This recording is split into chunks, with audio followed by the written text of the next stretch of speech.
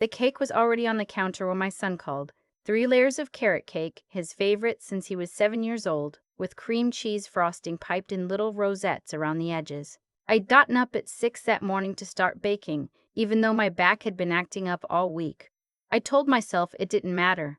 I told myself I'd rest after dinner. That's the thing about being a mother. You always tell yourself you'll rest after. His name is Shane. He's 34 now, married to a woman named Claire, and they live about 40 minutes from me in a nice little house in Marietta, Georgia, a house I helped them afford for 4 years before I finally understood what I was actually paying for. But I'm getting ahead of myself. The call came at 2:30 in the afternoon on a Saturday in October, my birthday. I had set the dining room table the night before. My good china, the ivory tablecloth I only bring out for the holidays, a little centerpiece of orange and yellow dahlias from the farmer's market. I'd made a pot of beef stew that had been simmering since morning, and cornbread in the cast iron skillet, and that carrot cake. I had enough food for 8 people, which was the plan. Shane and Claire. My daughter-in-law's mother, who I'd invited specifically so she wouldn't feel left out. My neighbor Ruth, who's been my closest friend since we were both young mothers, pushing strollers down the same sidewalk. And my granddaughter Avery, who had just turned 4, and who I'd been saving a little wrapped present for, a stuffed rabbit with floppy ears that she pointed at twice through a store window the month before. I thought it was going to be a good day. "Hey, Mom," Shane said. His voice had that particular flatness to it, the kind that means what's coming isn't going to be comfortable for him to say. I know that voice. I've known it since he was a teenager asking to borrow the car. "Hey, sweetheart, are you on your way?" There was a pause. Just a half second, but I felt it land somewhere in my chest. "So, listen," he said. "Claire's mom called last night and she's not feeling well. So we decided that we'd go over there just to check on her. And Avery's already in the car, so." I stood in my kitchen and looked at the cake. "It's my birthday, Shane."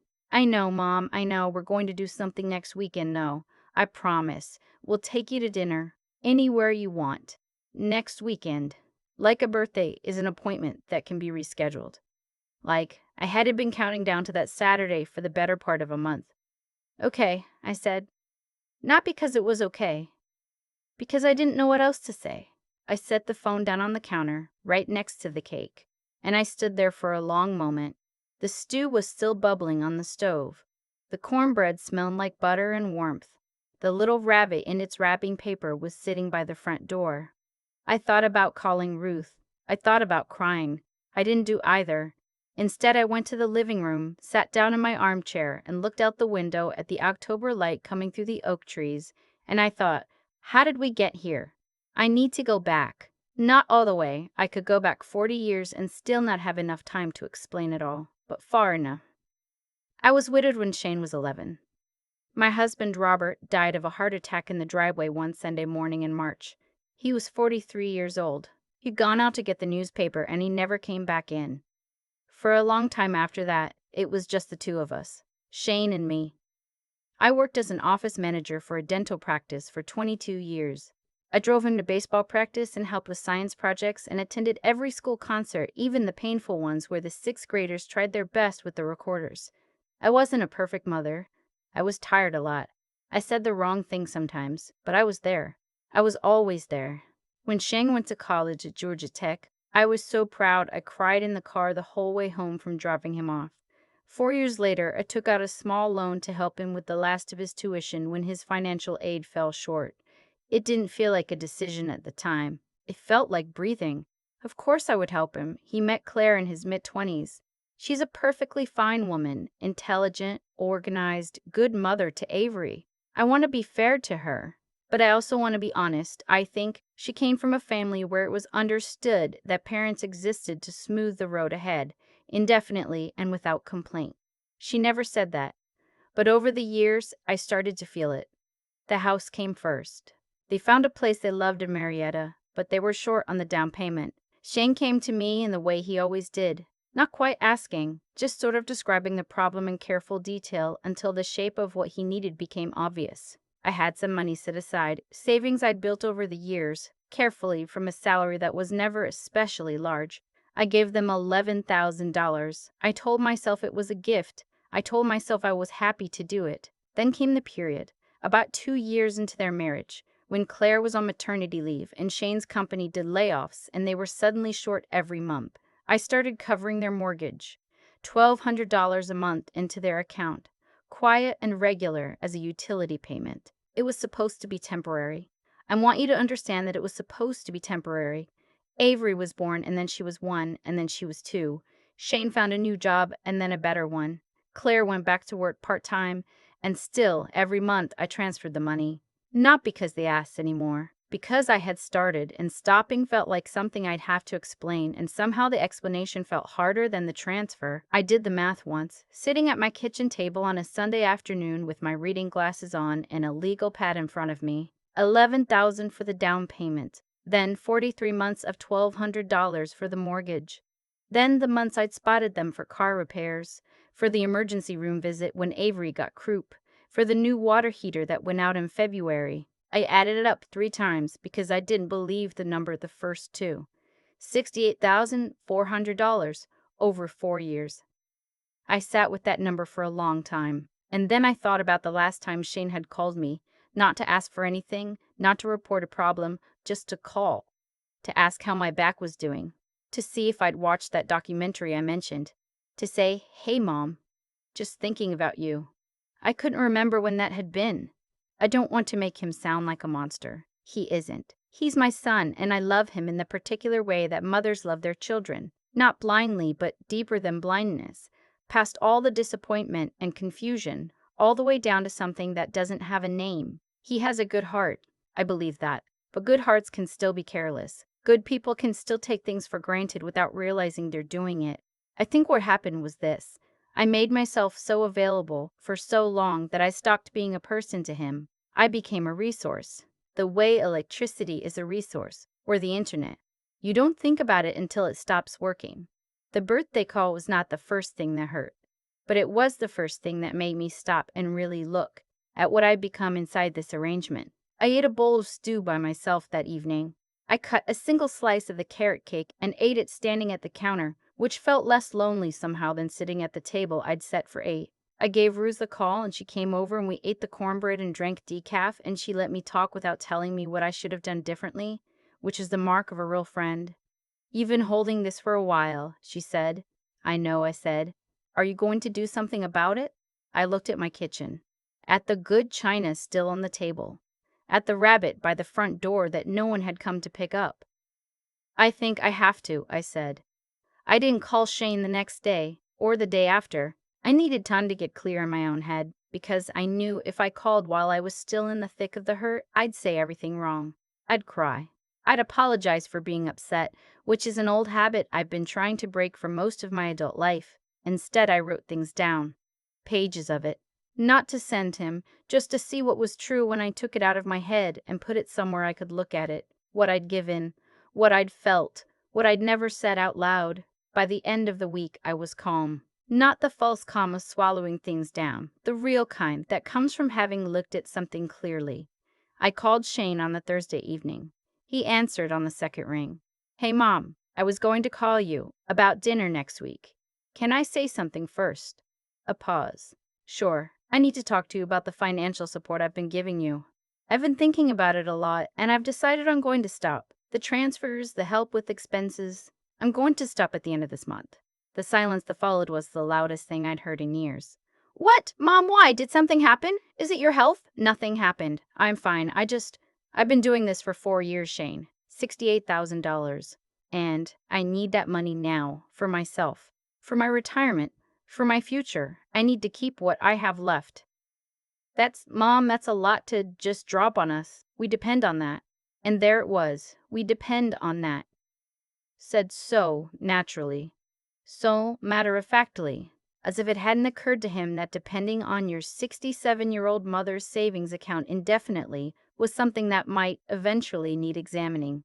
"I know you do," I said. "That's part of why I'm stopping. You're 34 years old with 2 good incomes and a house. You don't need my help. You've just gotten used to having it." He was quiet for a moment. Then, "Is this about my birthday? Because we're taking you to dinner." "It's not about the birthday," I said. And that was true. It wasn't. The birthday was just the moment I finally saw clearly what had been there for a long time. Shane, I love you. I love Avery. I love Claire. But I've been giving and giving, and I've made myself small doing it, and I can't keep doing that. I need to take care of myself now. He said he needed time to think. He sounded more stunned than angry, which I took as a small mercy. We didn't talk for almost 2 weeks after that. It was one of the harder 2 weeks of my life, which is saying something, given everything. I second-guessed myself almost every day. I'd reach for the phone and then put it down. I'd lie awake and replay the conversation and wonder if I'd been too cold, too blunt, too sudden. But then I'd think about that Sunday morning in October, the cake on the counter, the stew I ate alone, the little rabbit that nobody came to get. And I'd think about the $68,000. And I'd think about all the Sundays and birthdays and quiet Tuesday evenings when I could have been living my own life, taking a class, calling a friend, getting on a plane somewhere. And instead, I was managing someone else's shortfall. And I'd stay quiet. Shane called on a Sunday afternoon. He'd been talking to Claire, he said. They'd been looking at their budget. He wanted me to know that they were going to be okay, that it would be tight for a few months, but they would figure it out. Mom, he said, and his voice was different this time. Less stunned, more careful. I didn't know it was that much. I didn't realize. I mean, I knew you were helping, but I didn't sit down and actually, 68,000. I know, I said. I should have been paying more attention. We should have said something. Thanked you. Really thanked you. Yes, I said simply, because that was also true. We talked for almost an hour that day. It was an easy conversation. There were things said that stung on both sides, and a few long silences where neither of us quite knew how to move forward. But it was real, more real than anything we'd said to each other in years. He asked if he could bring Avery over the following Saturday. I said yes. I had cleared some of the shelf space in my living room by then. I'd signed up for a watercolor class that met Tuesday mornings at the community center, something I'd been thinking about for 3 years and kept putting off. I'd started walking in the mornings again, just 40 minutes around the neighborhood, which sounds small but felt enormous.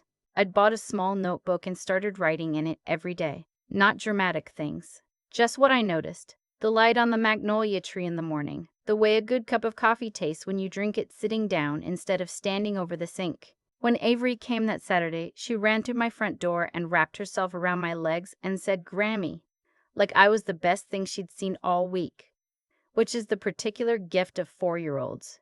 I gave her the rabbit. She named him Carrot. I didn't point out the irony of that.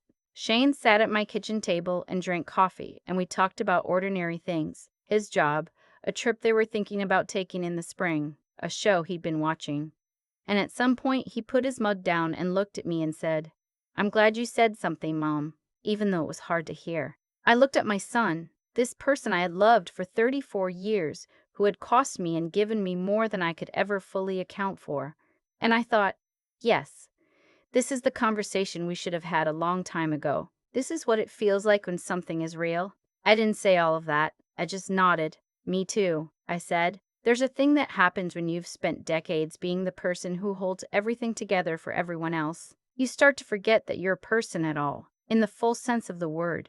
You become functional, useful, the one who shows up, who pays, who doesn't complain, who reschedules her own needs for later. Later comes eventually.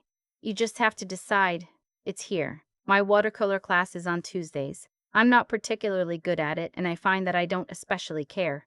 There's a woman named Harriet in the class who is 81 and paints the most extraordinary birds. There's a younger woman, maybe 40, who works full-time and takes the class on her lunch break and always looks faintly frazzled but never misses a session. We drink terrible coffee from a machine in the hallway, and we talk about color and light, and sometimes we talk about nothing at all. I'm saving what I have left. For a trip, maybe. I've always wanted to see the coast of Maine in the fall before the season turns. A week in a small inn somewhere, just me, with good books and cold air and the sound of the ocean. I think about my husband sometimes, when I'm sitting in my armchair in October light, about how much of life we thought we still had ahead of us, and how suddenly that changes. About how the time you have is not abstract. It's this Tuesday morning, this cup of coffee, this walk around the block while the leaves are still on the trees. I'm 67 years old. I am done postponing myself. If my son calls now, I answer. We talk. It's different than it was. More honest, less comfortable in the old frictionless way, but better. More like two adults. More like real. And if he doesn't call for a few days, I don't sit waiting for it. I pick up my paintbrush. I look at the light on the wall. I make something that is just mine. That's enough. Finally, that's enough. I've been thinking about something a lot lately. Not about Shane, not about the money, not even about that birthday cake sitting on the counter while the house stayed quiet. I've been thinking about how long I waited to tell the truth, not to him, to myself. There's a kind of dishonesty that doesn't look like dishonesty. It looks like generosity. It looks like love. You write the check, you make the transfer, you say, of course, don't worry about it, and you genuinely mean it in the moment. But underneath that, if you're willing to sit with it long enough, there's something else. A small, steady hope that it's being noticed, that it's being felt, that one day the people you've poured yourself into will show up the way you showed up for them without you having to ask. That hope, I've learned, is where the trouble lives. I don't say that to be bitter. I say it because it took me 67 years to understand that what I was calling selflessness was sometimes just a way of avoiding a harder conversation. It was easier to pay than to say, I need something from you too. It was easier to be useful than to be honest about being lonely. Shane is not a bad person. I want to say that again because I mean it. But I made it very easy for him not to grow up all the way. When you solve every problem before someone feels its full weight, you take something from them, the chance to develop the muscle that only gets built through difficulty. I thought I was protecting him. I was, in part, but I was also, in part, protecting myself from the discomfort of watching him struggle, and in doing that, I kept both of us a little stuck. That's the thing about cause and effect that nobody tells you clearly enough. It isn't always dramatic. It doesn't announce itself. It's just the slow accumulation of small choices. Every time I transferred the money without saying anything, every birthday I minimized, every feeling I swallowed to keep the peace, adding up quietly until the sum was $68,000 and a table set for 8 with nobody in the chairs. What I know now, sitting in my armchair with a cup of coffee going cold because I got absorbed in my own thoughts, is that wisdom isn't something that just arrives. You have to earn it by living through the things that hurt and then choosing to look at them directly instead of away. The looking is hard. The looking is where it changes. I picked up a paintbrush on a Tuesday morning. That sounds small. It wasn't. It was the first time in years I had done something purely because it was mine, not to be useful, not to help, not to hold something together for someone else, just because the light through the window looked a certain way and I wanted to try to capture it. Harriet, who is 81 and paints birds with more confidence than I've ever done anything, told me the first week, don't paint what you think it looks like, paint what you actually see. I've been trying to do that in every part of my life since. Shane and I are finding our way to something more honest. It's slower and sometimes less comfortable than the version we had before, but it's real. And I think, quietly, that being real with the people you love, even when it costs something, is the only way to build anything that actually holds. I'm done postponing myself. That's not selfishness. That took me a long time to understand. Taking care of yourself, telling the truth, setting the limit. That's not giving up on the people you love. Sometimes it's the most loving thing you can do. For them. And finally, after all these years, for you.